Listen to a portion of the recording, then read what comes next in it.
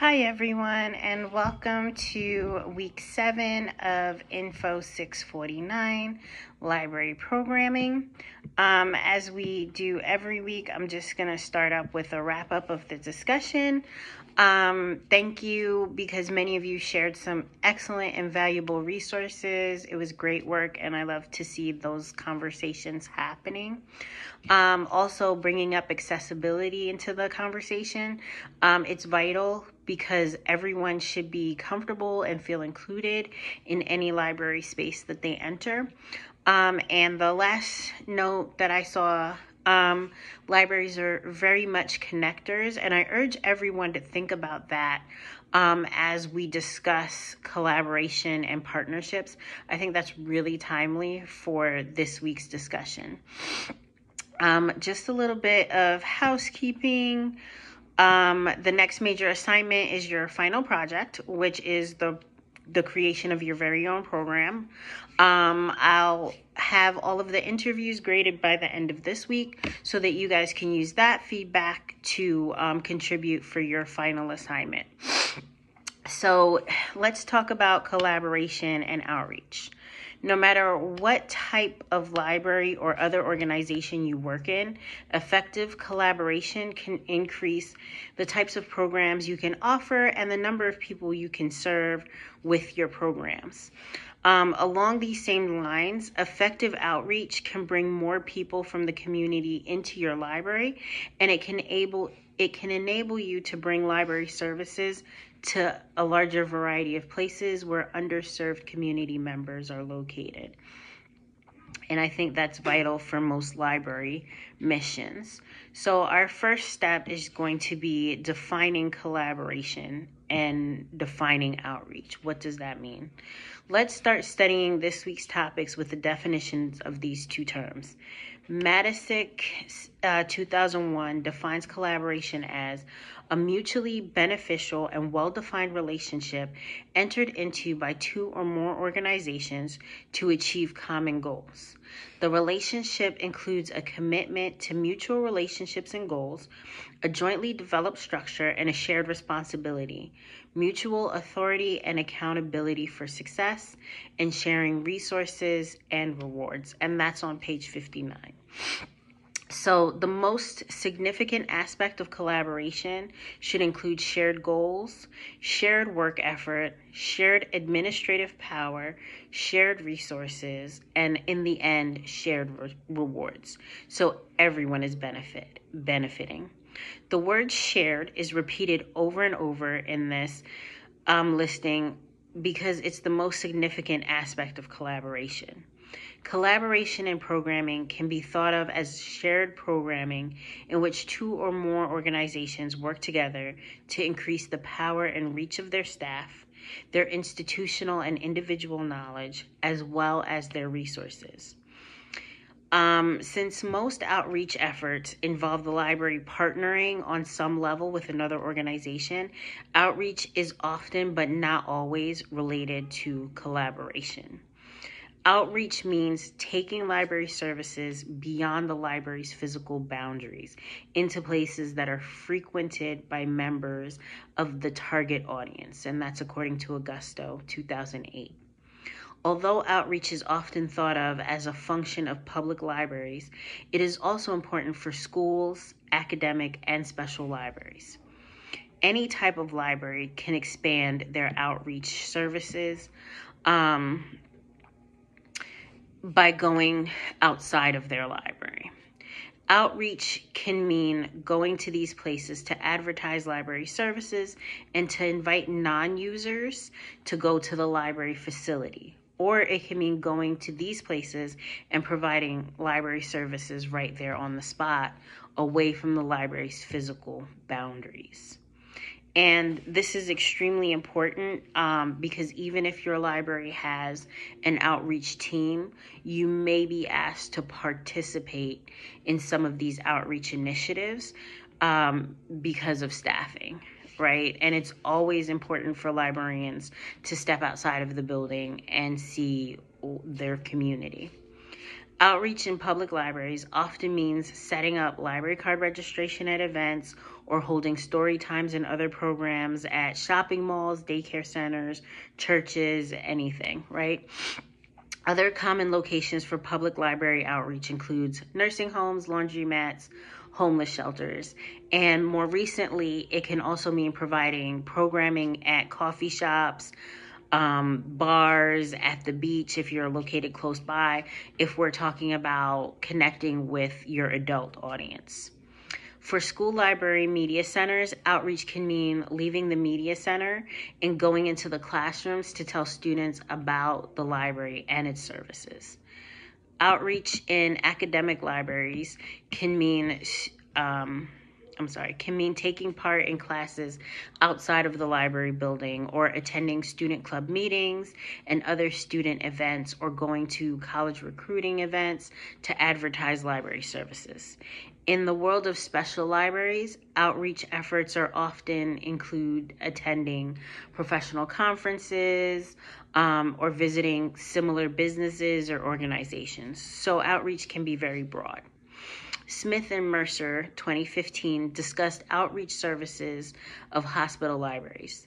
They suggested that outreach possibilities are endless and can include extending services to support groups in your hospital, creating a health web portal for children, exhibiting at a health fair, targeting programs to senior citizens, partnering with local public high schools, or partnering with other public libraries, and visiting the physician's office. Outreach can also include what we call pocket collections. So your particular library, if they have the resources, may send over a small collection to sit in a doctor's office with the expectation that the items will be returned. And then you have the name of the library and the location, and people will associate those books with the library. However, we most commonly associate outreach with public libraries, and that's according to Fasek and Holt, 2015, page 143. Still, outreach is a growing trend in other types of libraries as well. In times of tight budgets and the pressing need to prove the impact of library services, all types of libraries can turn to outreach to maximize their impact on their communities, and as well as their visibility and their available budgets and resources. A successful outreach program should help each participant meet their service mission. Visiting a homeless shelter helps reach the underserved in the community. Operating a homeless shelter is not the mission of the public libraries. Have a staff member from each participating organization assigned to coordinate the program. Each staff person has the time and the support to work on the program. It should also be clear what resources each participant will provide, whether that be money, space, staff, time, and publicity before the program actually begins. Identifying programs, goals, and outcomes at the beginning of the program and evaluate this on a regular basis. And that's Fasek and Holt, 2015, pages 143 through 144. So what is the difference between collaboration and outreach? Where outreach means taking library services out of the library building, collaboration goes even further to involve the community with other agencies and organizations to provide jointly designed and jointly operated services. And that's according to Augusto, 2008. For example, calling a local homeless shelter and asking to go there to read stories to children and to try to register their parents for library cards as a one-time event is a form of outreach. The main goal is to encourage non-users to visit the library and become library users. Working with the homeless shelter staff to try to determine the kinds of services that would most benefit the shelter residents, and then presenting those services at the shelter or a weekly or monthly basis over an extended period of time moves into the realm of collaboration. Here, the goal is not to get the shelter residents to physically go to the library and become library users, but to enable them to reap the educational, social, cultural, etc. benefits of the program without having to go to the library's physical location. In addition to the difference in goals between the first and the second example, in the first example of the one-time story time and library card registration drive, there's little input or contribution from homeless shelter staff. The library is just using the facility in an attempt to reach new people. In the second example, the shelter staff are sharing their expert knowledge on the population's needs with the library staff so that the library can design programs that are better suited to their particular needs. Also, in the first example, the outreach is a one-time visit to the shelter. In the second example, the collaborative efforts continue over a long period of time, building on ongoing relationship between the two organizations. How do cooperation, coordination, and collaboration differ, right? In writing about collaboration, Matisic 2001 discusses three related terms: cooperation, coordination, and collaboration. The authors explain these three terms are often used interchangeably in everyday speech, but each has a distinct meaning when used in reference to organizational services. The major difference or distinction among the three is the level of commitment of the organizations involved in the partnership. The degree of formal commitment from each organization involved increases as we move in order from cooperation to coordination to collaboration. For large, long-term programs, collaboration is often the goal, as it can bring the participating organizations the closest together to produce the most effective results. So in your lecture notes, there's a table that defines the detailed definition of the three terms within the context of library and organizational programming. So I'd like everyone to take a look at that and look at the comparisons between each.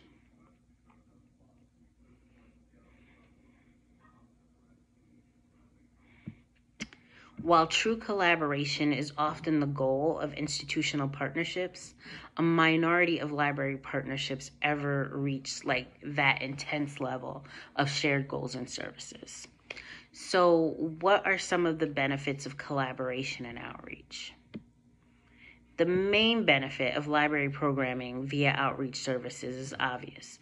Successful library programming via outreach reaches non-users and brings new people into the library. It is therefore useful for increasing library use and library visibility. For outreach services provided to users who use library services only at outreach sites and never visit the physical library, the main benefits are the social, educational, cultural goals, etc. Good for the programming. I don't understand what I'm trying to say here. Without services provided at outreach sites, these non-users would never reap these benefits of the programming by the extension of library services. So what we're talking about is, again, accessibility in a space that's comfortable for non-users of the library. So why collaborate? Collaboration increases the powers of all participating organizations by bringing their strengths and their resources together into a stronger combined force. Pooling resources during collaboration can also reduce programming costs, but not always. But it can also increase potential donors. Collaboration is not necessary or appropriate for all projects. The disadvantages can include increased administrative management work, increased costs, and a partial loss of control over the project, right? Because every voice wants to be a leader on the project, and then the library may be may lose their control. Within the library and information science literature, much has been written about the importance of collaboration. Much of this writing has focused on the need for school library media specialists to collaborate with teachers and school administrators. Less attention has been given to the benefits of community collaboration, which means collaboration with those working outside of the school or university environment or outside of the organization that houses a special library. Collaborating with an organization that has gained the trust of a target population can increase non-users' comfort in using the library and help them to feel welcomed in the library space. For example, school library media specialists can work with local boys and girls clubs or local church groups to learn what services their users need and how to best offer these services to these target groups. Youth who use boys and girls clubs and church congregation members might be reluctant to use the library on their own, thinking that the library is not for them. Learning that boys and girls clubs or church leaders encourage library use and partnering with the library can help these people feel wanted within the library community. There can also be a transfer of trust from trusted community group leaders to the library and its staff, again giving non-users the confidence to start using library services. Where should outreach take place? In trying to understand collaboration and outreach, it's helpful to think about the kinds of places where most successful library partnerships take place. And this list is not exclusive, right? Or exhaustive. In Field 2005 lists that the following locations are good places to provide library outreach: school classrooms, daycare centers, community centers, the DMV, shopping malls, grocery stores, doctor's offices, health clubs, banks, coffee shops. And I urge you guys to think about other places where you've seen a library presence within your community, or places that you think the library should be that they're not. A good way to learn about new outreach locations is to ask community leaders, i.e. clergy, business leaders, government officials, ethnic and racial group leaders, where members of the community tend to socialize. Most of these places are also good candidates to consider when trying to form new collaborations with community organizations. Again, speaking to community leaders often leads to identifying the best candidates for collaboration. As a final note, remember that the best partnerships are ones that create something that the partners cannot do well by themselves. And that's Fasek and Halt, 2015, page 144. I look forward to seeing everyone's discussions relating to collaboration and outreach during the course of this week. And I hope that you guys have a wonderful, wonderful week.